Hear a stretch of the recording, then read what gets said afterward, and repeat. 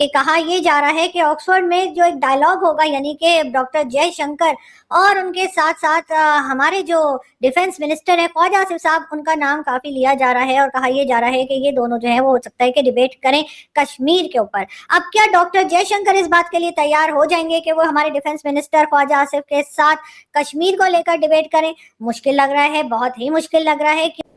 और मैं हमेशा भारत को अपना दूसरा घर, सेकंड होम समझता हूं। मेरी नफरतें ना बाउंड्री, मैं लोगों से उनके ओरिजिन और मजहब की बेस पे नहीं प्यार करता, मैं वैसे ही इंटरेस्टेड हूं इस चीज के अंदर कि भारत में वी आर देखें, हम सदियों से इकट्ठे हैं उस जगह पे।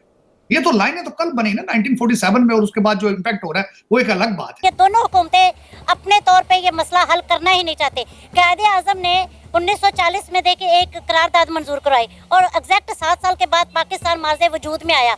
क्या वो एक शख्स पाकिस्तान बना गया? इनसे कश्मीर नहीं लिया जाता? ये झूठ बोलते हैं, ये मैं सरासर कह रही हूँ, झूठ बोलते हैं। ये मसला हल करना ही नहीं चाहते। लेकिन बात सारी ये है कि डिबेट होगी क्या, और अगर डिबेट हुई, फॉर एग्जांपल अगर 1 मिनट के लिए हम ये सोच लें कि ये डिबेट होगी, तो इसका तो पाकिस्तान में कई लोगों से मेरी बात हुई है और उनका कहना ये है कि डॉक्टर जयशंकर जो है वो कुछ ही देर में ख्वाजा आसिफ साहब को हो सकता है कि चित कर दें। जी हाँ, ये खतरा भी मौजूद है। तो मेरा ख्याल है कि ख्वाजा साहब को जरा अवॉइड ही करना चाहिए कि वो डॉक्टर जयशंकर से कश्मीर के ऊपर कहीं भी जो है वो डिबेट करें। मैं जम्मू के अंदर देख रहा था कि वहां इलेक्शन किस तरह हो रहे हैं, जम्मू के अंदर किस तरह के इलेक्शन होंगे, श्रीनगर का रिजल्ट किस तरह का होगा, मैं देख रहा हूं। लेकिन लेट देम डिसाइड, उन लोगों ने डिसाइड करना है अपना मुस्तकबिल, जो उनको सूट करेगा वो कर लेंगे। मेरी नजर में जो मैं देख रहा था, जिस तरीके से वहां पे तरक्याती काम हो रहे थे कश्मीर के अंदर, जिस तरीके से वहां पे बड़े बड़े प्रोजेक्ट आ रहे थे, जिस तरह मार्क कंपनी को ठेका दिया गया था माल ऑफ कश्मीर बनाने का, जो ब्रिजेस बन रहे थे। सबसे बड़ा जो दहशतगर्द है अगर देखा जाए इस वक्त, तो वो खुद इंडिया है।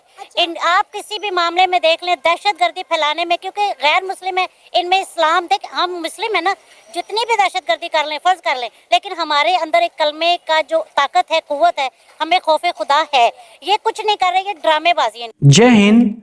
पाकिस्तान के डिफेंस मिनिस्टर ने जयशंकर के साथ बहस का टीवी पर ऐलान कर दिया। दावा है कि पाकिस्तानी रक्षा मंत्री और भारत के विदेश मंत्री के बीच कश्मीर के मुद्दे पर सबके सामने डिबेट होगी। ख्वाजा आसिफ का दावा है कि ऑक्सफोर्ड यूनिवर्सिटी में डिबेट के लिए उन्होंने हामी भर दी है और वो बहस के लिए रेडी हैं। अब पाकिस्तान में दो बातें हो रही हैं। पहला दावा है कि जयशंकर किसी पाकिस्तानी मिनिस्टर के साथ ऐसी बहस के लिए तैयार नहीं होंगे। मैम देखिए, 78 ईयर्स हो गए, कश्मीर का मसला हल होने के नाम नहीं ले रहा। हमारे सियासतदान, जो भी पार्टी आती है, कश्मीर के नाम पे अपना अपना चूरन बेचती है, लेकिन आज तक कभी किसी ने कश्मीर के लिए कुछ नहीं किया सिवाय एक छुट्टी देने के। तो बताइए कश्मीर का मसला कैसे होगा? इंडिया का जो दिल चाह रहा है वो कश्मीर के अंदर कर रहा है। उन्होंने आर्टिकल 370 रिमूव कर दिया, G20 की मीटिंग करवाई, अब वो कश्मीर के अंदर इलेक्शन करवा रहे हैं और हम सिर्फ बैठ के देख रहे हैं और कुछ नहीं कर रहे। जब दो लोग लड़ते हैं किसी भी घर में, आप देखें, तो तीसरा उसका फायदा उठाता है। ना हमारी हुकूमत चाहती है, ना उनकी हुकूमत चाहती है कि मसला कश्मीर हल हो। उनके भी खाबे बंद होंगे, इनके भी खाबे बंद होंगे। ये अपने आप को मजलूमियत का रोना जरूर रो रहे हैं, लेकिन ये मजलूम नहीं है। दोनों हुकूमतें अपने तौर पे ये मसला हल करना ही नहीं चाहते। कायदे आजम ने 1940 में देखिए एक करारदाद मंजूर करवाई और एग्जैक्ट 7 साल के बाद पाकिस्तान माज़े वजूद में आया। क्या वो एक शख्स पाकिस्तान बना गया? इनसे कश्मीर नहीं लिया जाता? ये झूठ बोलते हैं, ये मैं सरासर कह रही हूँ, झूठ बोलते हैं। ये मसला हल करना ही नहीं चाहते। तो मैम ये किस तरह फिर मसला हल होगा? क्योंकि इंडिया और पाकिस्तान का एक ही मसला है, वो है मसला कश्मीर। देखिए 100 इख्तलाफात हो इंडिया के साथ, लेकिन ये बात हमें माननी पड़ेगी कि आज इंडिया एक उभरती हुई मुआशी ताकत है। तमाम मुल्कों के साथ वो बना रहे हैं, वो ट्रेड कर रहे हैं, अपने मुल्क में इन्वेस्टमेंट लेकर आ रहे हैं। मैं कहती हूँ 100 इख्तलाफात होंगे, हमें इंडिया के साथ 100 बुराइयाँ हो सकती हैं इंडिया में या हमें, लेकिन आप देखें तो सही, उनके मुल्क के अंदर एजुकेशन का निज़ाम देखें, IT का निज़ाम देखें, उनके सियासतदान अपने मुल्क के साथ कितने लॉयल हैं, उनके मुल्क के अंदर सियासी इस्तेकाम है। हमारे मुल्क के आप हालात देखें तो हमारे मुल्क के, मैंने आपको पहले जैसे अर्ज किया कि हम खुद नहीं चाहते। या तो जी ऑफ कैमरा करें ताकि किसी को पता ही ना लगे, और जब आप बाहर आए तो आप आके कहें कॉन्फ्रेंस रूम से कि जी मैंने ये कह दिया, और वो जवाब ही ना दे पाए, तो फिर शायद आपकी थोड़ी बहुत इज्जत रह जाए। लेकिन अगर आपने कैमरा के सामने बात की और लोगों ने देखा और लोगों ने पता लगा लिया कि आपके पास कोई वैलिड पॉइंट नहीं है कश्मीर के ऊपर, तो डेफिनेटली यहाँ पर बात थोड़ी गड़बड़ा जाएगी। जहां तक मुझे मालूम है या मैं लोगों से बात करती हूँ तो कई बार पाकिस्तान की तरफ से ये कहा गया कि जी 370 को वापस लाया जाए। अभी रिसेंटली भी फवाद यासिर साहब ने एक टीवी चैनल पे बैठकर हामिद मीर साहब जो हमारे यहाँ के जर्नलिस्ट हैं, टीवी एंकर हैं, उनके साथ यही बात की कि 370 जो है वो आ जाना चाहिए, और अगर कांग्रेस की हुकूमत आई कश्मीर में तो डेफिनेटली 370 जो है वो आ जाएगा। लेकिन बात सारी ये है कि 370 दोबारा लग जाने से, 370 वापस आ जाने से कश्मीर में पाकिस्तान को क्या फायदा है। अगर पाकिस्तान के आप किसी भी पैनलिस्ट से या किसी भी पाकिस्तानी से ये पूछें जो इंडियन टीवी पे जाते हैं या जो इंडिया के बारे में डिबेट्स करते हैं, उनसे अगर आप ये पूछेंगे अगर 370 वापस आ जाए तो उससे पाकिस्तान को क्या बेनिफिट है, तो वो नहीं बता पाते।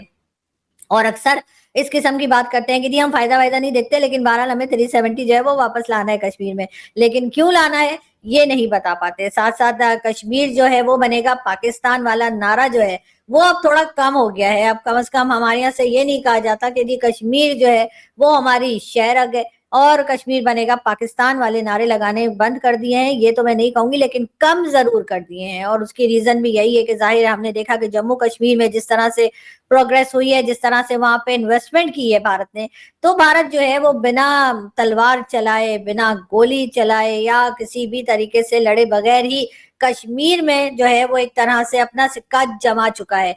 गया था माल ऑफ कश्मीर बनाने का, जो ब्रिजेस बन रहे थे, उन सर्कमस्टांसेस के अंदर किस तरीके से वो लोग कहेंगे कि 370 को रिस्टोर करके वहां पे जो ग्रोथ हो रही है उसको रोक दिया जाए। मुश्किल बात है, लेकिन लेट देम डिसाइड। एक दो दिनों में दूध का दूध पानी का पानी साइड पे हो जाएगा। लेकिन अभी कबल अज वक्त एक दूसरे मुल्क के डिफेंस मिनिस्टर को इस तरह का स्टेटमेंट, मेरे ख्याल में तो जलती पे तेल वाली काम थी, फिर उन्होंने जवाब दे दिया ना। दूसरी तरफ से अमित शाह साहब ने जवाब दिया, उन्होंने कहा कि ये हमारे पप्पू भाईजान और ये जो पाकिस्तानी पप्पू भाईजान ये भूल जाते हैं कि सेंटर च बीजेपी जे सेंटर में हुकूमत उनकी है, तो ये भूल गए हैं, स्टेटमेंटें दे देते हैं, भूलते हैं। लेकिन चले चीमा साहब, इस वक्त अगर देखा जाए तो वहां पे इलेक्शन हुए हैं। मैंने कल आपके प्रोग्राम में शायद एक आर्टिकल के बारे में भी मैंने जिक्र किया था, जो इकोनॉमिस्ट ने लिखा है कि इस वक्त मोदी साहब के 100 दिन होने वाले हैं और किस तरीके से उन्होंने मिनिस्टर से अपनी परफॉर्मेंस की रिपोर्ट जो है वो मंगा ली है उन्होंने, मोदी साहब ने।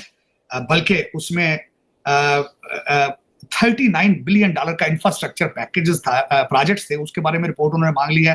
हाउसिंग स्कीम के बारे में रिपोर्ट, अफोर्डेबल हाउसिंग स्कीम उन्होंने थी, फिर नई पेंशन स्कीम थी, उसके बारे में भी उन्होंने रिपोर्टें मांग ली हैं। ये इकोनॉमिस्ट के कल बड़ा अच्छा एक आर्टिकल लिखा था, थोड़ा सा उन्होंने क्रिटिसाइज भी किया है कि मोदी साहब ने अपनी कैबिनेट में कोई बड़ी चेंजेस नहीं की। वही लोग हैं तकरीबन मिनिस्टर जो पहले थे, और उसी तरीके से वो चला रहे हैं उसको। लेकिन 100 दिन की रिपोर्ट का टाइम होने वाला है। दूसरा, केजरीवाल साहब की जो हमने कल भी जिक्र किया था कि वहाँ चेंज आई है, वहाँ पे उन्होंने आतिशी मैडम जो है उनको बनाया है।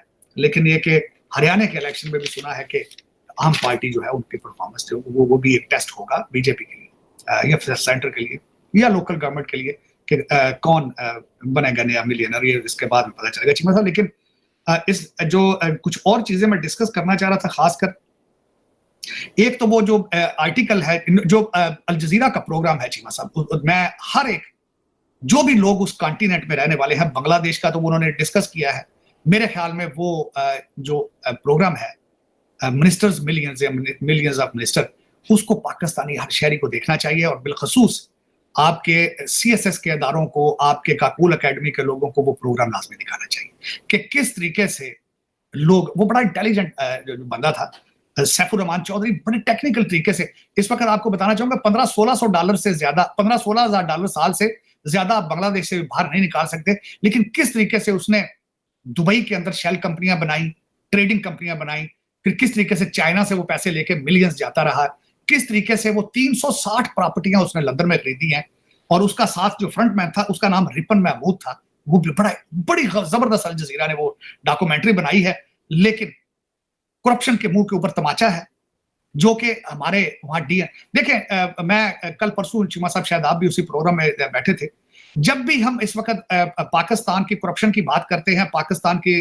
पुअर डेमोक्रेटिक इंस्टेबिलिटी की बात करते हैं, लोग कहते हैं जी अमरीका च भी तो सियासत इवें ही है, और फलानी असैम्बली च भी चंडा पै रही सन, फलाने च भी मुक्के बज रहे सन। हाँ ठीक है, मैं बिल्कुल एग्री करूँ। अमरीका ने पूरी दुनिया के ऊपर हुकूमत की है बादशाह बहुत अरसा, आप 77 सालों में 24 दफा बैंकरप्ट नहीं हुआ अमेरिका। अमेरिका के हालात अब खराब हो रहे हैं, आपके ठीक ही कभी नहीं हुए।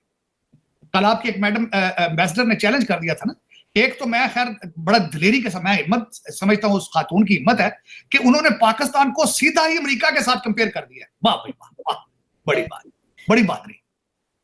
क्या पिद्दी का शोरबा चीमा साहब। लेकिन चले, उसमें मैं यही कहना चाह रहा था कि चीमा साहब, यहां पे भी अब करप्शन नई आ रही है।